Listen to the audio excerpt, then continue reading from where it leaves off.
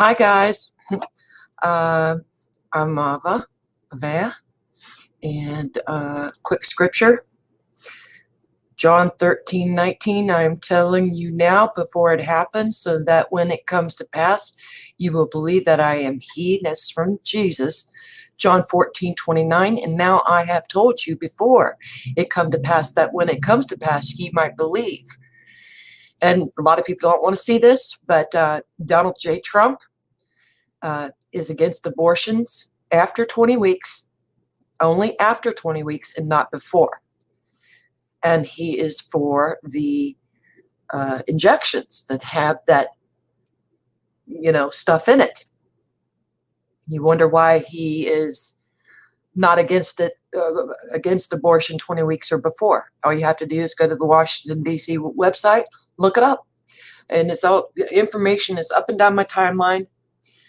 So I put, it is written, and you can see Biden's evil. That's why I named him Evil Biden. And it is written, Proverbs 4:27, turn not to the right hand nor to the left. Remove thy foot from evil, of the KJV Bible. And we need to resist the devil, and so he will flee.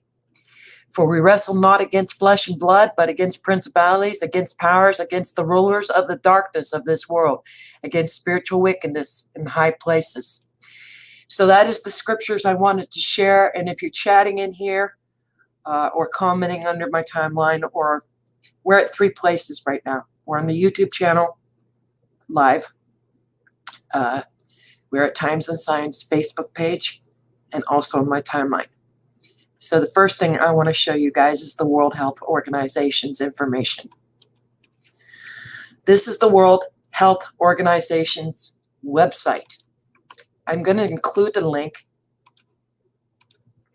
all right, up on the screen actually.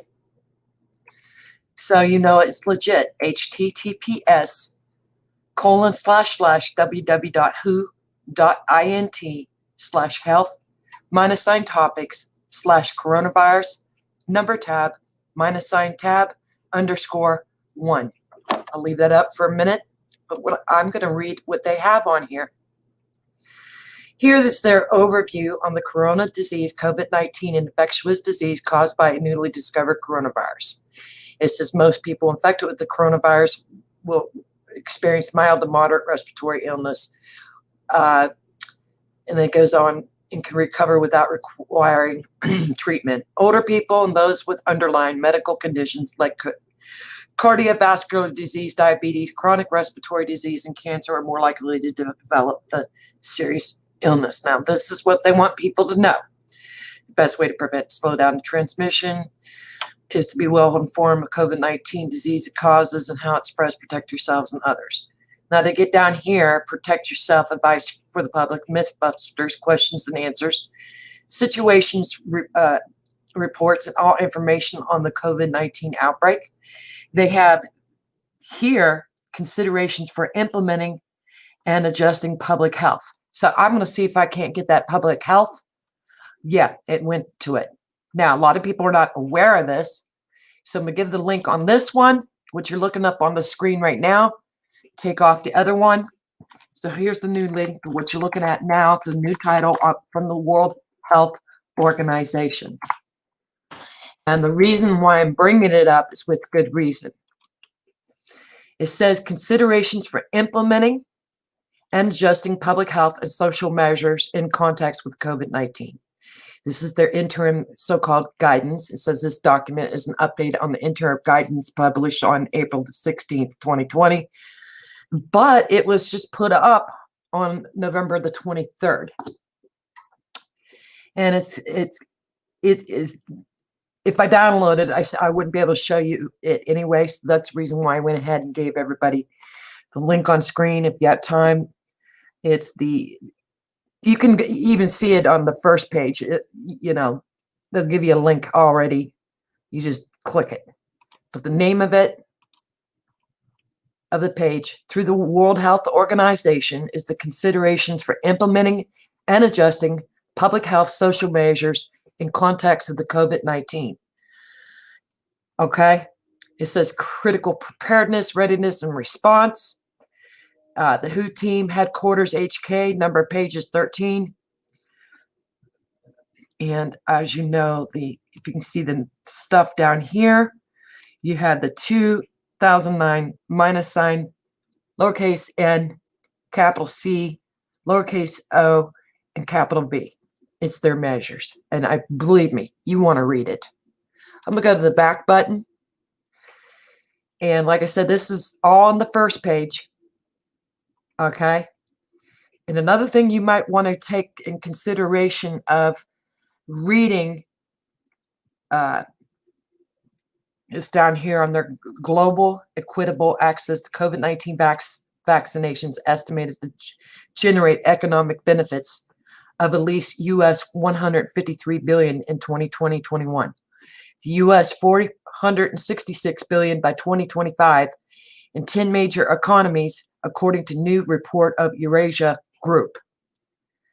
And the November 26 is the departmental, it says existing HIV and TB laboratory systems facilitating COVID-19 testing.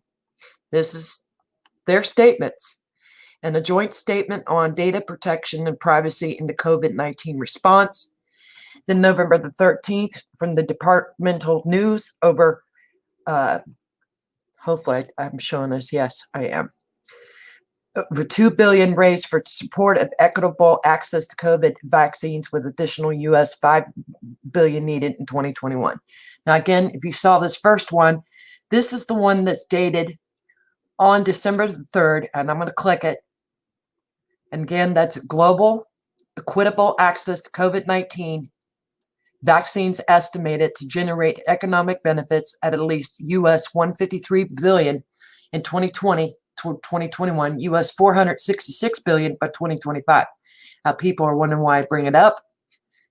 It's right in the title. Global equitable access to COVID-19 vaccines estimated to generate economic benefits of at least US $153 billion in 2020-2021 and US $466 billion by 2025 in 10 major economies, according to the new report by the Eurasia Group. They also have their data that was published on December the 3rd. I really advise everybody to look at this. This is the report of the Eurasia Group. It analyzes 10 major economies. Now, you're going to see reason why I brought this up. Canada, France, Germany, Japan, Qatar, South Korea, Sweden, the United Arab Emirates, United Kingdom, and the United States. We have 1, 2, 3, 4, 5, 6, 7, 8, 9, 10 countries. They call it the 10 major economies. Okay? You can see the reason why I'm bringing it up. 10 countries. 10 countries are listed on the report of the Eurasia Group analysis. And it goes on. Now, again, I'm going to reread that. The report by the Eurasia Group analyzes 10 major economies: Canada, France, Germany, Japan, Qatar, South Korea, Sweden, United Arab Emirates, United Kingdom, and the United States, to access the economic benefits to advanced economies of contributing to the work of access to COVID-19 tools, ACT Accelerator. The ACT Accelerator, led by WHO, partnering with the world's leading international health organizations, is a unique global collaboration which supports the development and equitable distribution of tests, treatments, vaccines that the world needs to fight COVID-19. I'm just letting you guys know from the horse's mouth, word by word. However, the program still has a significant funding gap of US $28.2 billion, with US $4.3 billion needed urgently to fast-track the critical areas of work. Now, you wonder why I'm bringing this up? Again, So far, the 10 countries featured in the report have contributed $2.4 billion to the work of the ACT Accelerator. Let's find out what the ACT Accelerator is. I'm clicking it. The Access COVID-19 Tools ACT Accelerator. Since April, the ACT Accelerator partnership, launched by WHO and partners, notice the word partners, have supported the fastest, most coordinated, and successful global effort in history to develop the tools to fight a disease. It says donors commit to the fund to scale up the ACT Accelerator, but warn additional funding is critical to support its success. Recent contributions at the Paris Peace Forum bring the total committed over $5.1 billion US dollars, but an additional 4.3 US is needed urgently, with further 23.9 billion US required in 2021 if the tools are to be deployed across the world as they become available. Here it has downloads available. It says click download for summary analysis or use the links to view donor country reports. You have Canada, France, Germany, Japan, Republic of Korea, Sweden, United Kingdom of Great Britain, and Northern Ireland. You can even download the brochures. They got more resources, urgent priorities and financing requirements. The human cost of COVID-19 dated on November the 13th. Again, all you have to do is go straight to the horse's mouth to find out what's really going on. And that's the WHO website. This is their website. And I'm educating you, and you can catch on word by word what's truly going on. Then, remember, it says the human cost of COVID-19. Okay? And still, if you're asking why I'm bringing this up, it says Access and Allocation Workstream, who is led by WHO, and it's developing the principles and framework and mechanisms needed to ensure a fair and equitable allocation of these tools. You got a lot more. Got a lot more than that on this website. Anyway, let's go to the next one. Straight from the horse's mouth, the National Institutes of Health. I'm just bringing up government website, folks. Here we have the National Institutes of Health from the U.S. Department of Health and Human Services. And it says NIH Research Matters Microneedle Coronavirus Vaccine Triggers the Immune Response in Mice. Now, this is what they stated. From the National Institutes of Health, the U.S. Department of Health and Human Services. I'm going to give you guys the link. Fair use, freedom of information, freedom of the press, educational purposes. Here's the link. Let you look at it out on the screen. Hi, YouTube. Lord love you too, Lucy. God bless you all in Jesus' name. So you have https ://www.nih.gov, and then you know it's legit. This is from the United States government's website, the National Institutes of Health. Now, it says, and I brought this up before, but I'm going to reread it again. It says here that microneedle coronavirus vaccine triggers immune response in mice.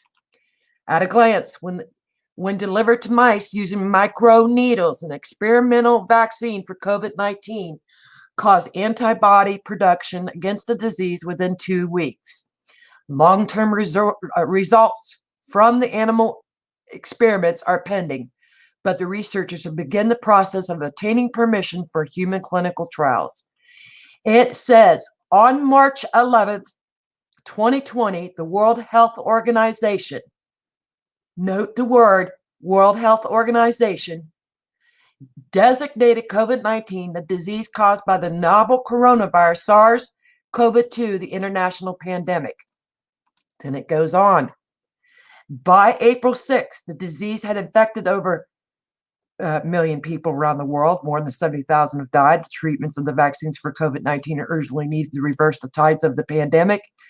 After the identification of SARS-CoV-2, the genome sequence, right there, I'm reading it, of the new coronavirus was rapidly released to the public by scientists, they claim in China.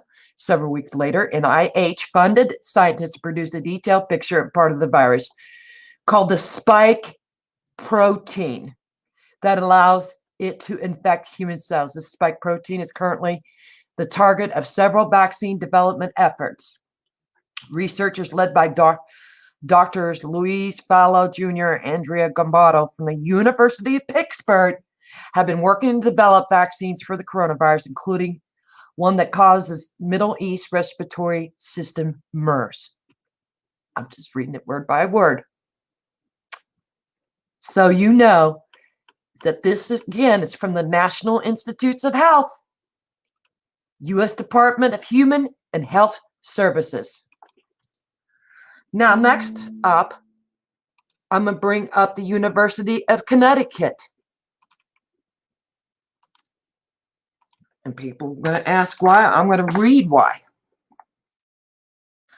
Here you have the University of Connecticut. Research proves viability of injection-free microneedle technology for single administration of the vaccine. This was dated November the 23rd, 2020, from the University of Connecticut. I'm going to include that link. Okay. University of Connecticut gave that information out. Freedom of Information Act, the freedom of education, free to learn, free to be able to comment. Okay? So you know it's an actual university. It, again, the title, Research Proves Viability of Injection-Free Microneedle Technology for Single Administration of Vaccines.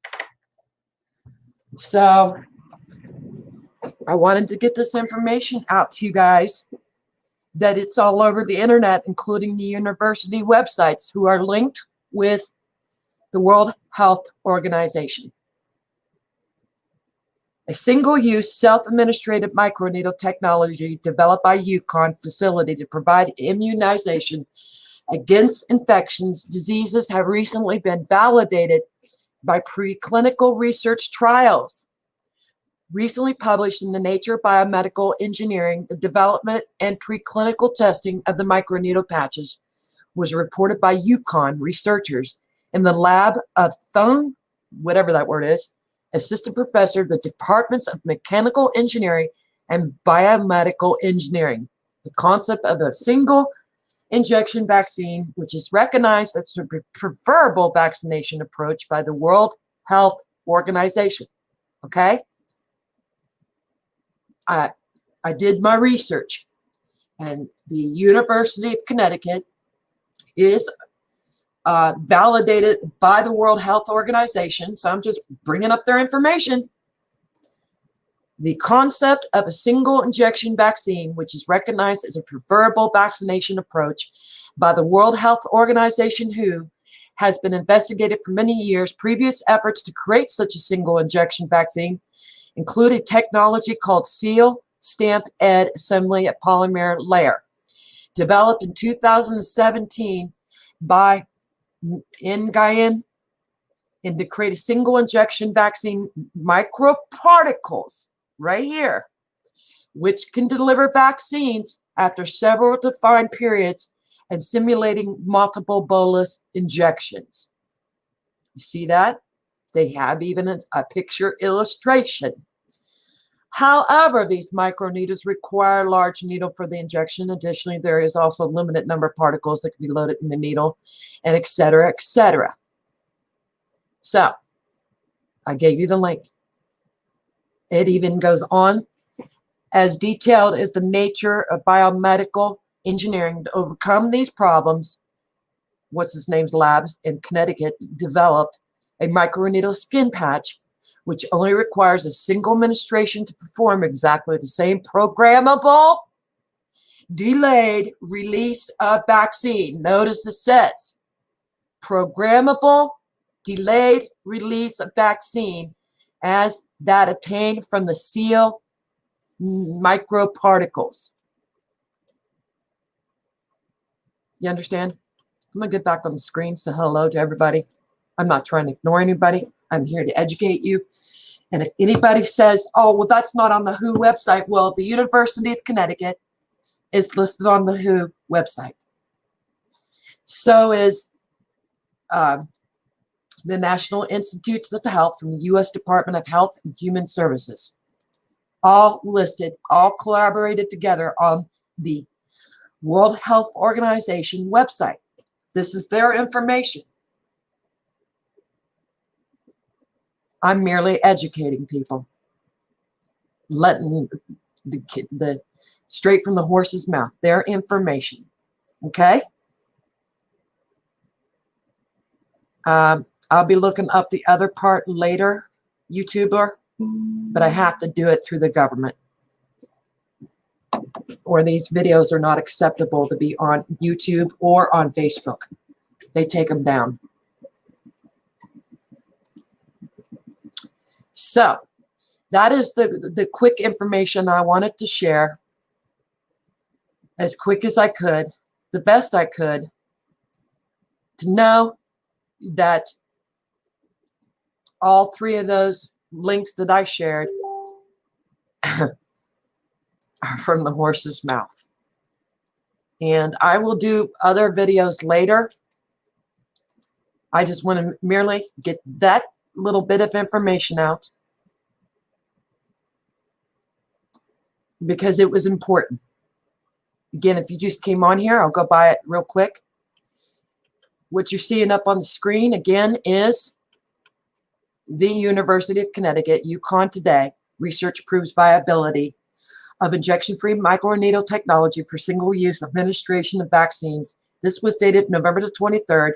They are in affiliation with the World Health Organization. This is the concept of a single injection vaccine, which is recognized as a preferable vaccination approach by the World Health Organization, WHO, has been investigated for many years. And it says that the injection vaccine include a technology called seal stamp ed assembly polymer layer. Let me go to that one. You want to? A lot of people may ask, well, what's that mean? Well, there you go. Again, University of Connecticut is loved and not rebuked by the World Health Organization. So, from the University of Connecticut, they state that new 3D fabrication technique could deliver multiple doses of a vaccine in one shot, dated October the 25th, 2017. Okay? Everybody knows about 3D printing and all that good stuff. But I'm saying, folks, ooh, I just saw the word novel. Where did I see that?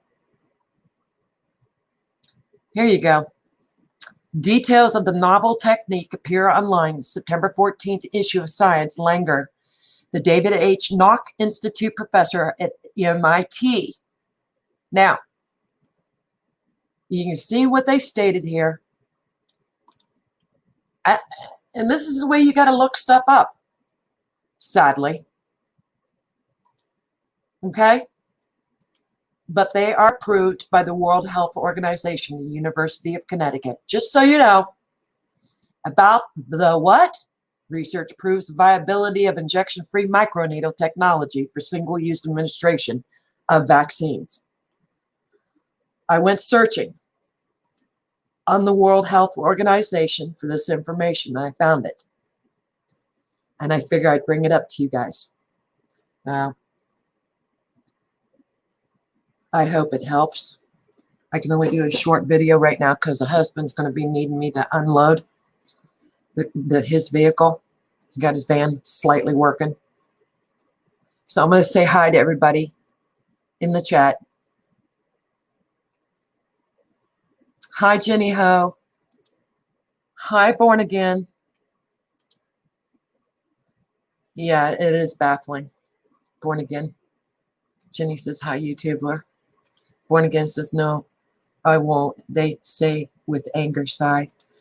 YouTuber says, I know about true and yes, born, yes. Born again says, hi, Jenny. Laura Edwards, finally caught you live. Yeah, for a short time. And YouTuber says, hi, Laura. Jenny Ho says, born again for Christ, hi. Born again Christ says, hi, Laura. And Jenny Ho says, at Laura Edwards, hi. And YouTuber says, yep, patch Band-Aid. Laura Edwards says, hi, all. Missed everyone. Miss everybody too. And YouTuber says, missed you too. There was an Ohio water taint. I don't know. There's one other article I do want to show you, and YouTube doesn't mind it being shown, believe it or not. You have to go by what YouTube likes to hear and see. But we all know what's going on, right?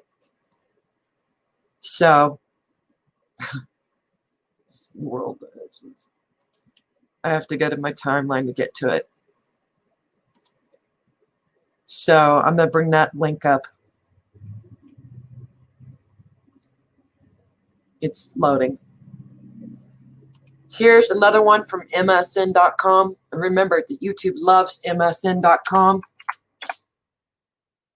Believe it or not, so does the World Health Organization and the Department of Human and Health Services from the government. They love this site. This is a clickable link actually from their own websites. So here you have, let me get rid of that commercial. I don't know how you get rid of these commercials. Boy, they really don't want people to see that. Well,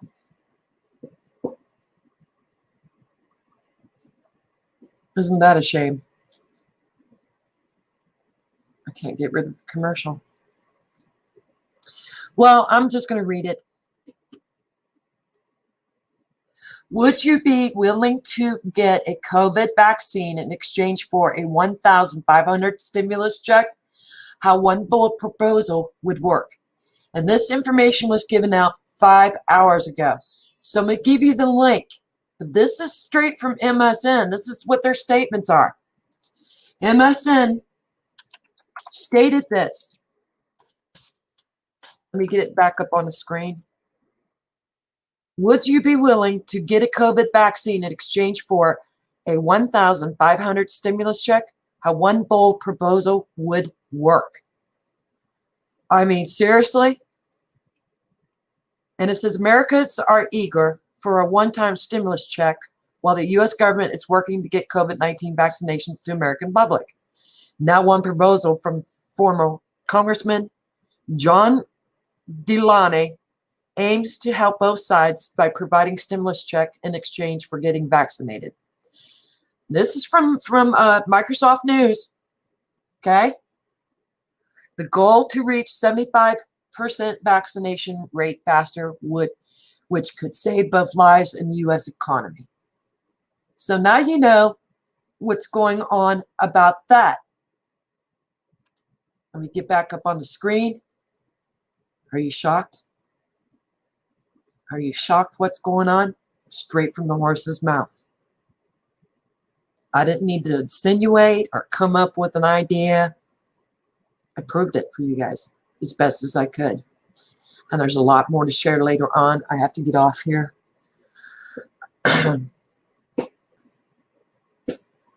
And I'll be back on later.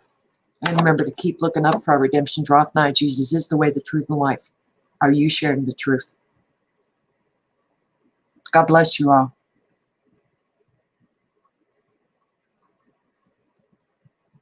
Good night, guys. I'll be on later.